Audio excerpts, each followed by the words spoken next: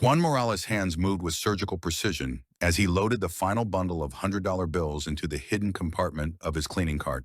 $19 million in cartel cash surrounded him in the VIP service bay of El Sol Auto Spa, and he had exactly 93 seconds before cartel enforcer Eduardo returned from his phone call. 3 years of being the invisible car wash attendant had led to this moment. The most audacious theft from the most dangerous criminals in El Paso. Oye, Juan, Eduardo's voice echoed from the office area. ¿Terminaste con mi carro? Almost finished, señor, Juan called back in accented English, his voice steady despite the adrenaline coursing through his veins. He sealed the cart's water tank compartment, making it appear to contain standard cleaning supplies. The weight distribution was perfect, something he'd calculated during countless practice runs in his garage. Juan wheeled the cart toward the service tunnel, his heart hammering against his ribs. 7 years of being the quiet Mexican worker who cleaned cars and never asked questions had earned him complete invisibility.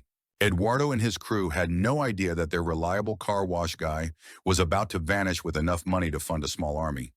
The service tunnel connected to the adjoining auto repair shop. In 6 minutes, Juan would load this fortune into his modified Honda Civic and begin his transformation from Juan Morales into James Martinez, an identity he'd been building for 2 years.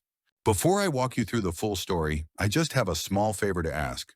Make sure to subscribe to the channel, hit that like button, and let me know in the comments. What city are you watching from? It's always amazing to see how far this audience is reaching. Now let's get back to the story. But first, he had to get past Eduardo's lieutenant, Miguel, who was smoking a cigarette near the tunnel entrance. ¿Qué llevas ahí? Miguel asked, nodding at the cart. Dirty water and chemicals, Juan replied, maintaining his submissive posture. Taking them to disposal area. Miguel waved him through without interest. The heavy-set enforcer had watched Juan empty cleaning carts hundreds of times. Why would today be different? The adjoining shop was empty except for Juan's car, a unremarkable 2015 Honda Civic he'd bought with cash 6 months ago. He'd registered it under his false identity, complete with legitimate license plates and current insurance. Every detail had been planned to perfection. Loading the money took exactly 6 minutes, just as he'd practiced. The bills fit perfectly into hidden compartments he'd built into the car's frame, spaces originally designed for smuggling drugs. $19 million disappeared into the Honda's modified interior like it had never existed. Juan! Eduardo's voice boomed from the main building. ¿Dónde estás? Coming, señor, Juan called, wheeling the empty cart back through the tunnel. He forced himself to walk normally, despite having just committed the theft of the century. My car better be perfect, Eduardo said as Juan emerged, his gold teeth gleaming in a predatory smile. The cartel lieutenant's black Dodge Charger sat gleaming in the VIP bay, every surface spotless. Si, senor. Like always, Juan said, showing Eduardo the car's pristine interior. I vacuum seats, clean windows, polished dashboard. Eduardo inspected the vehicle with the thoroughness of a man whose life depended on details. He checked the hidden compartment in the floor, now empty except for newspapers wrapped to feel like money bundles. Juan had spent weeks perfecting the fake packages, using lead fishing weights to match the exact weight distribution. Bueno, Eduardo said finally. You do good work, Juan. Always reliable. Gracias, senor, Juan replied, accepting the usual $20 tip. Your car is ready whenever you need it. Eduardo drove away in the Charger, completely unaware that $19 million in cartel money was sitting 50 feet away in a Honda Civic. Juan returned to his cleaning duties, spending the next 4 hours washing cars and acting completely normal. At 6 p.m., Juan finished his shift and said goodbye to his coworkers. See you Monday, called Maria from the office. Have a good weekend. Sí, gracias, Juan replied, climbing into his Honda. As far as anyone knew, he was heading home to his apartment in Segundo Barrio, just another tired Mexican worker ending another long day. Instead, Juan drove north toward New Mexico, the car's hidden compartments carrying enough cash to make him one of the richest men in America. He'd stolen from people who tortured their enemies, who killed entire families for disrespect, who had corrupted judges and police across 3 states. The money belonged to the Jaguar Cartel, Eduardo's boss, Vicente El Jaguar Restrepo, a man responsible for over 300 murders. Juan felt no guilt about the theft. These animals had destroyed his neighborhood, recruited his cousin into their ranks, and threatened his family when he tried to keep his nephew away from drugs. Juan drove for 12 hours, stopping only for gas and food. In Albuquerque, he abandoned the Honda at a 24-hour Walmart and retrieved the money from its hidden compartments. The cash filled 3 large duffel bags, more money than most people would see in 10 lifetimes. His new identity was waiting in a storage unit. James Martinez, auto repair shop owner, complete with social security card, driver's license, and business records dating back 3 years.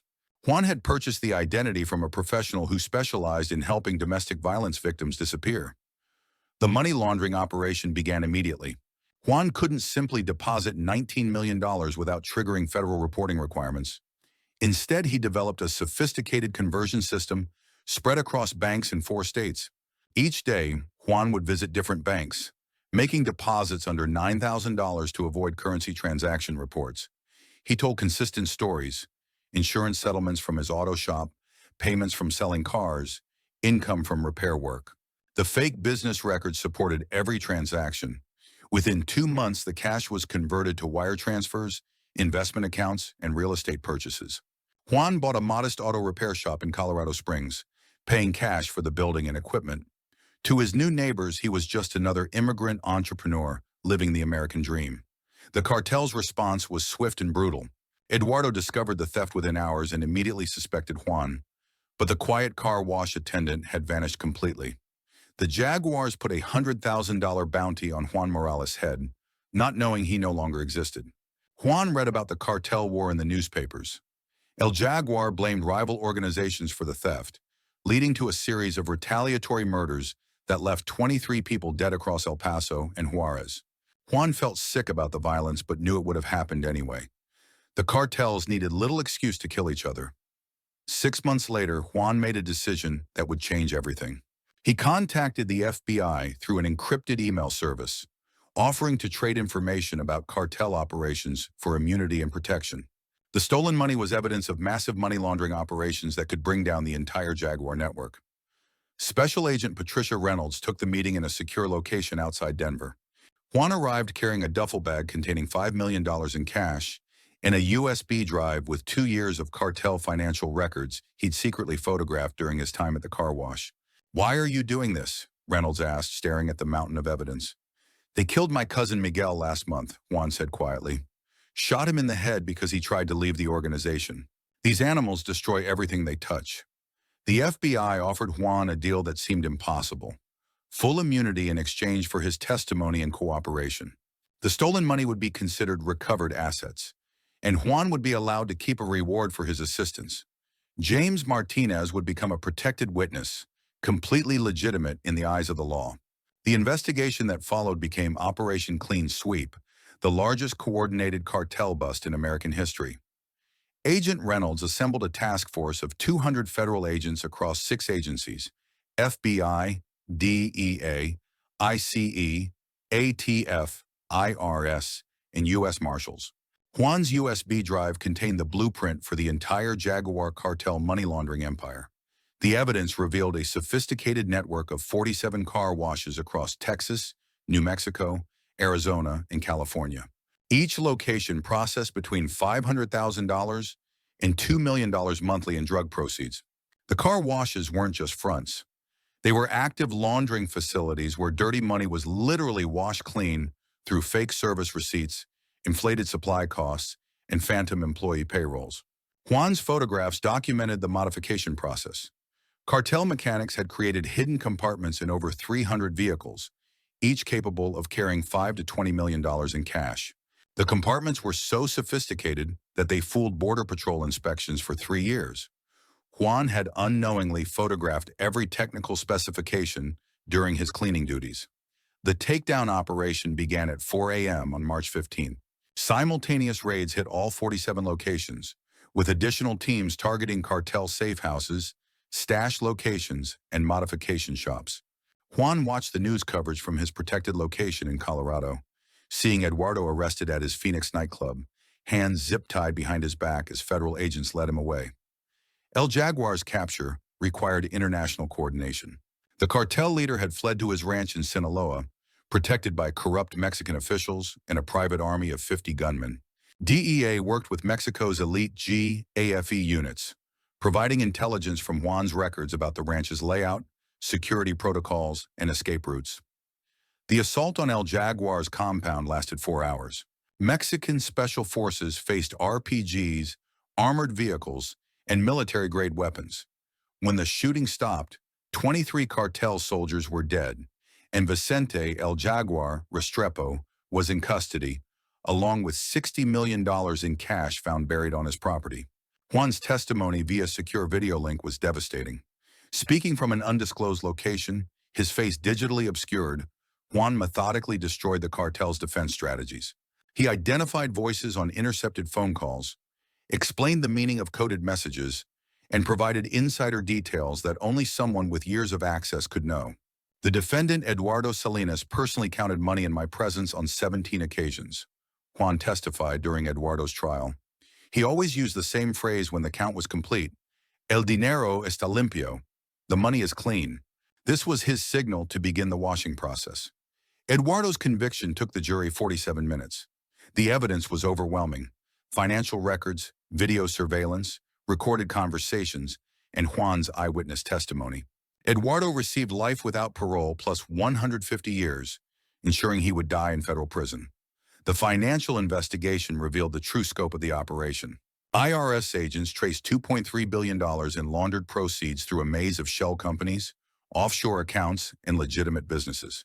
The car wash network had processed drug money from 14 different cartels, making the Jaguars the Southwest's dominant money laundering organization. Asset forfeiture operations recovered property across 4 countries. Federal agents seized 200 vehicles, 23 businesses, 47 real estate properties, and $400 million in bank accounts. The Mexican government confiscated El Jaguar's ranches, aircraft, and yacht fleet, valued at an additional $180 million. The ripple effects transformed the criminal landscape. With the Jaguars eliminated, rival cartels began a bloody war for control of their territory. The Sinaloa and Gulf cartels launched a campaign that resulted in 127 murders across El Paso and Juarez in 6 months. Juan watched the violence with mixed emotions. He'd stopped one monster but unleashed others. The judicial proceedings lasted 18 months. Federal prosecutors in El Paso, Phoenix, Los Angeles, and San Antonio filed charges against 73 defendants.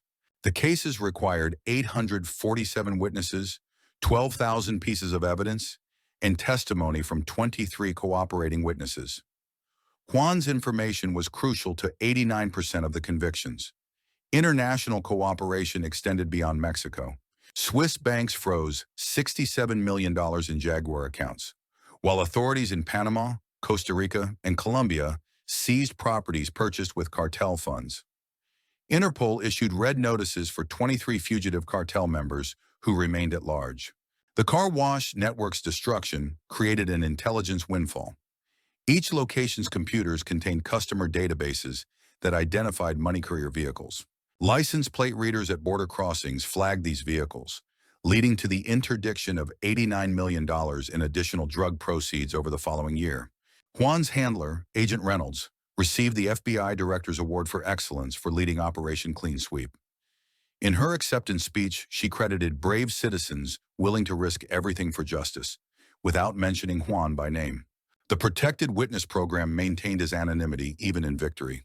The final accounting was staggering: 73 convictions, $2.3 billion recovered, 47 businesses shut down, 300 modified vehicles seized, and the complete destruction of the Southwest's largest money laundering network. The Jaguar cartel, once controlling 40% of drug money flows through Texas, ceased to exist as an organization.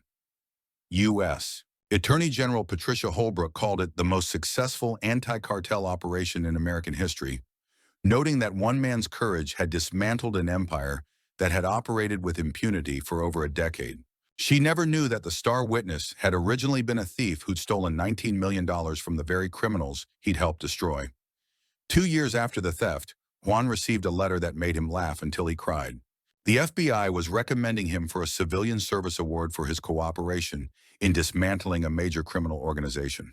James Martinez, the man who'd stolen $19 million from the cartel, was being honored as a hero by the federal government.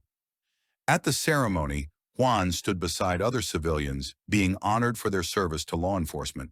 Agent Reynolds praised his courage and integrity, noting that citizens like James Martinez were what made America great.